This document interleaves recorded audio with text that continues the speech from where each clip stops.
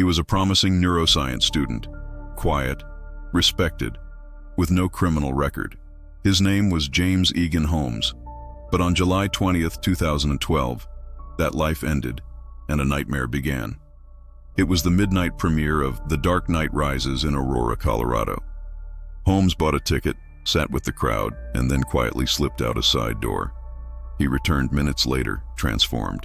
Clad in body armor and a gas mask, he was a figure of pure terror. He tossed tear gas canisters into the theater, filling the air with smoke and confusion. Then he opened fire. The chaos was absolute. In the flickering light of the movie screen, people scrambled for their lives. 12 people would not make it out. 70 more were wounded, their lives forever altered by shrapnel, bullets, or the stampede to escape. Investigators would later uncover the chilling extent of his preparation. For months, he had been methodically building an arsenal. He legally purchased pistols, a shotgun, and a high-powered rifle. He ordered thousands of rounds of ammunition online. His apartment was a booby-trapped maze of explosives, a final horrifying trap for anyone who tried to enter. The plan was meticulous, calculated, and deadly. During the trial, his mental state became the central question.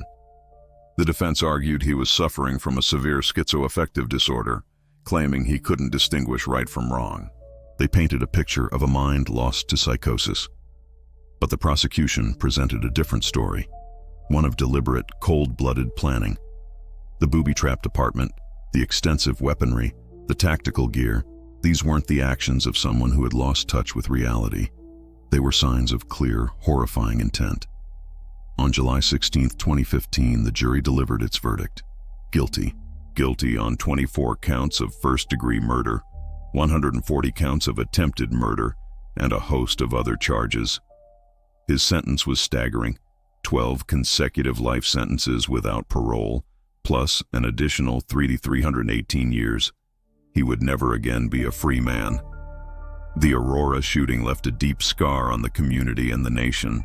Survivors shared harrowing stories of crawling over bodies in the dark, of strangers helping strangers amidst the smoke and panic.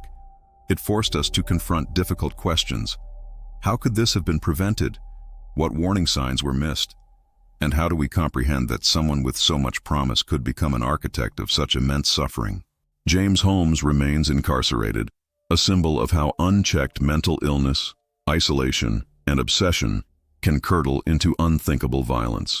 Tonight, we remember Aurora, not for the film that was playing, but for the lives that were lost and the courage of those who survived.